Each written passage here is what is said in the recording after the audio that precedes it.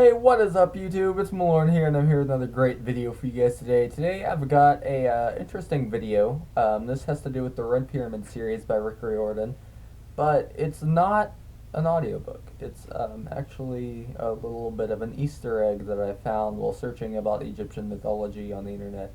I was looking through, I was reading about the pyramids a little bit, and about how they might not have actually been made by slave labor, and how they might have actually been made by by skilled craftsmen who were, paid pretty well to help design the pyramids, and risk their lives designing the pyramids as well. So, I mean, anyways, so got some pulled up.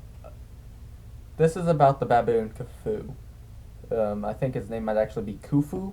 Khufu.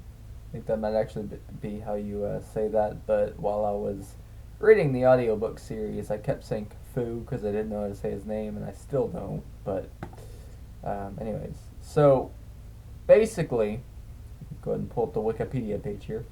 If you guys want to find it, go search up Khufu. That's how you spell it. Statue of Khufu in the Cairo Museum.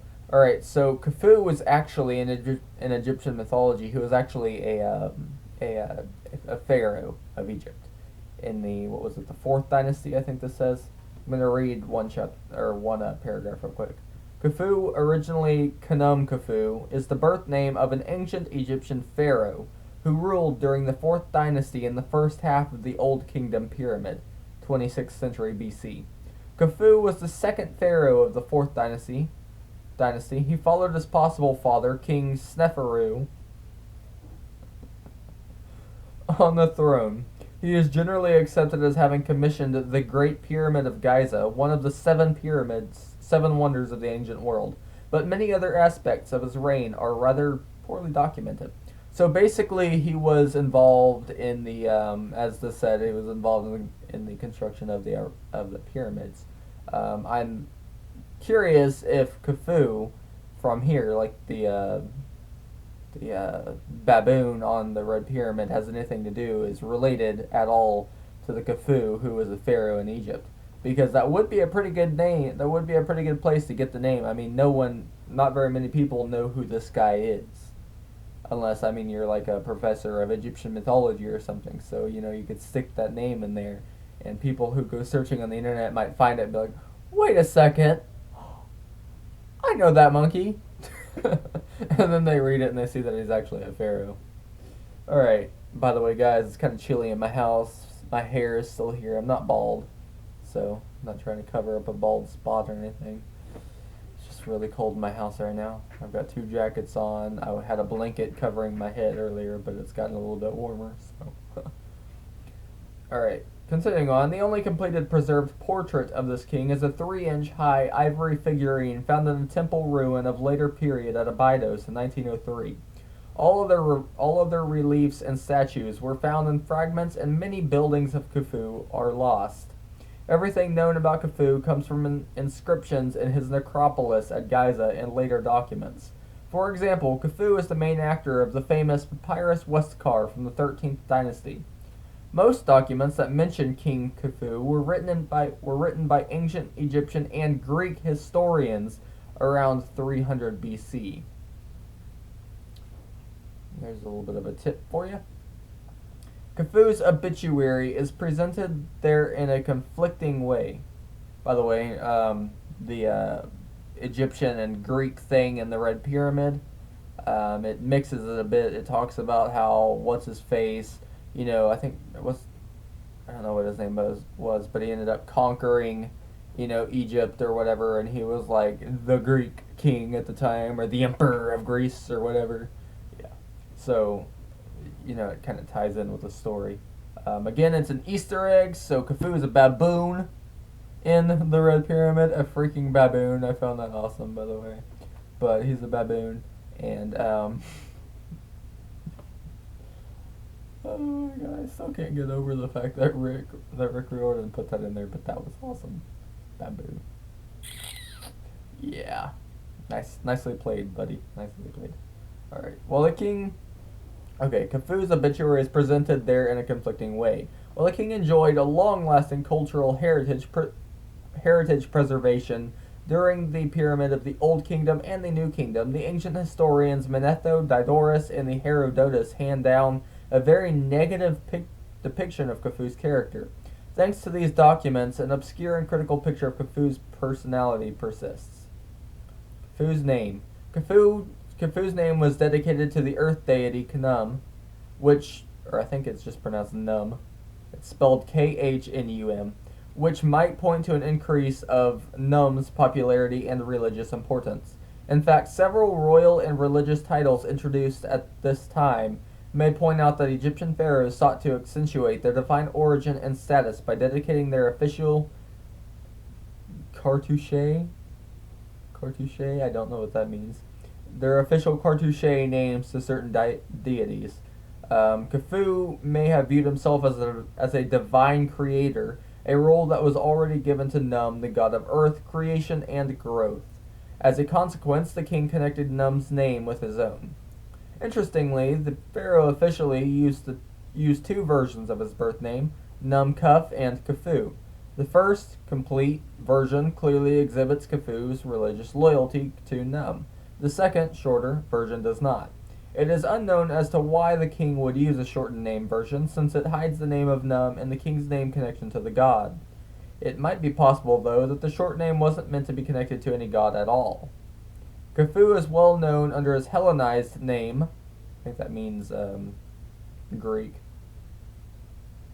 is a historical spread of ancient Greek culture and, to a lesser extent, language over foreign people conquered by Greeks or brought into their sphere of influence, particularly during the Hellenistic period following the campaigns of Alexander the Great.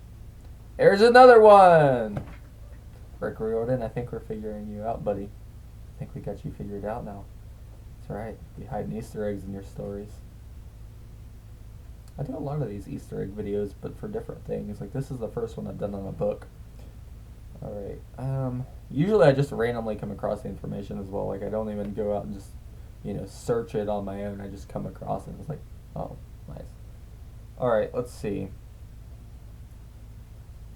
Unless well known under another Hellenized name, Sufis, or Sufi. No, it's Sufis. A rare version of the name of Khufu used by Josephus is Sophie. That one. Okay, so that one is Sophie. Arab historians who wrote mystic stories about Khufu in the Giza pyramids called him Saurid or Salhuk. Family. Khufu's origins. The royal family of Khufu was quite large. It is uncertain if Khufu was actually the biological son of Sneferu.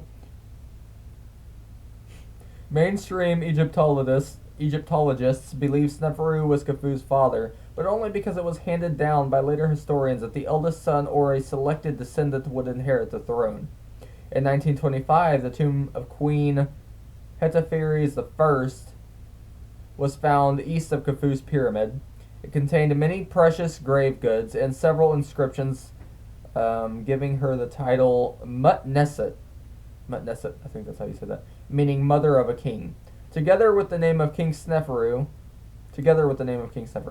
Therefore, it seemed clear at first that Hetepheres was the wife of Sneferu, and they were Khufu's parents. More recently, however, some have doubted this theory because Hetepheres is not known to have borne the title Hemetneset, meaning king's wife, a title indispensable to confirm a queen's royal status.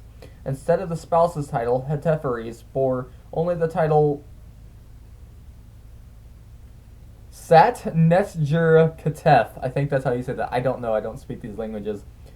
Basically, it means daughter of his divine body. Symbolically, it means king's bodily daughter. Okay, so verbatim, so word per word, it means daughter of his divine body. And symbolically, as to what it's actually supposed to mean, it means king's bodily daughter. So, a title mentioned for the first time. As a result, researchers now think Khufu may not have been Sneferu's biological son, but that Sneferu legitimized Khufu's rank and familial position by marriage. By apotheosizing his mother as the daughter of a living god, Khufu's new rank was secured. This theory may be supported by the circumstance that Khufu's mother was buried close to her son and not in the necropolis of her husband, as it was to be expected. The family tree. The following list presents family members, blah blah blah. Parents, Sneferu, most possibly his father, maybe just stepfather, famous pharaoh and builder of 3 pyramids. Teferi is the first, most possibly his mother, wife of King Sneferu, and well known for her precious grave goods found at Giza. Spouses: Meritides the first wife of Khufu; Hunutsen, second wife of Khufu. She is mentioned on the famous inventory stela. Brothers and sisters: Heteferi's wife of Ankaf, the eldest brother. His nephew would later become Pharaoh Khafra.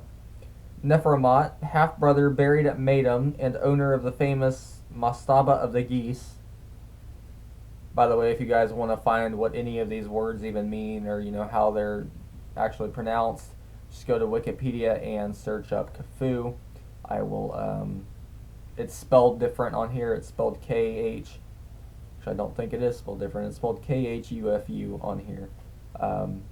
Yeah. So if you guys want to go check that out, just search up Pharaoh Khufu on Google. Look up the Wikipedia page. Wikipedia can be trusted now, especially after they've gone through a lot of their, all of their web pages or whatever, and edited out all the useless and junk information that was there before. Rahotep, elder brother or half-brother, owner of a life-size double statue portraying him and his wife Nofret. Okay. Sons of Khufu, so he had children. Kawab, most possibly the eldest son and crown prince. He died before Khufu's own end of reign and thus did not follow Khufu on the throne. Jedefra, also known as Rajadef and Ratoises, became the first throne successor. Khafre, most possibly second throne successor. Jedefor, also known as Horjadef, mentioned in Papyrus Westcar. Bafra, possibly a son of Khufu, but neither archaeologically nor contemporarily attested. Only known from 2 much later documents. Babaith the First, also known as Numbaith the First. Khufu Kaf the First, also known as Kafk Khufu the First. I think that F before the K might be silent, so Cake Khufu the First. Minkoff the First, and Horbaith. Daughters: Nefertiabet, known for her beautiful slab stele. I don't know what a stele is, but Hetefres the Second, wife of Prince Kawab, later married to Pharaoh Jedefra. Merisonk the Second, Meritides the Second, married to Akhethetep. I think that's how you say that. And then I'm not going to say this name, but it's wife of King Khafre and mother of Menkara, grandchildren. I'm not going to say any of their names, but one is the son of Kawab and possibly the eldest grandchild. Another is the second son of Kawab. Another is the, I don't know whose child that is, but his name is also known as Jedefmin. Another is son of Horbaith, and another is son of Khafre. So, nephews and nieces.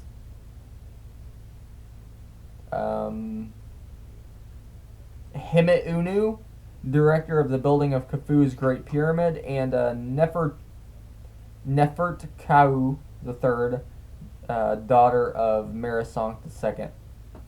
The names, though. Who names their kids these things? Seriously, who does that? I can't read this. I don't know what these names say. I can read a few of them. Like, I know how to say Tutankhamun. I don't even think I said that right, but I don't know. I mean, I know how to say Cleopatra, but I don't know if that's actually what they physically called her or verbally called her in ancient Egypt. That's just what we call her in America. Yeah. All right. And Britain. So. All right. Reign. All right. Basically, guys, if you want to check out the rest of the information, check out the Wikipedia page. This goes on for decades and decades and more decades. There's a lot of information on this guy for such an unknown character, because apparently even the Egyptologists don't know all that much about him. So, alright guys, I hope you guys enjoyed the video. Be sure to like, comment, and subscribe to my channel if you didn't. I'll see you guys next time in my next video. Peace out. Gotta study for a test.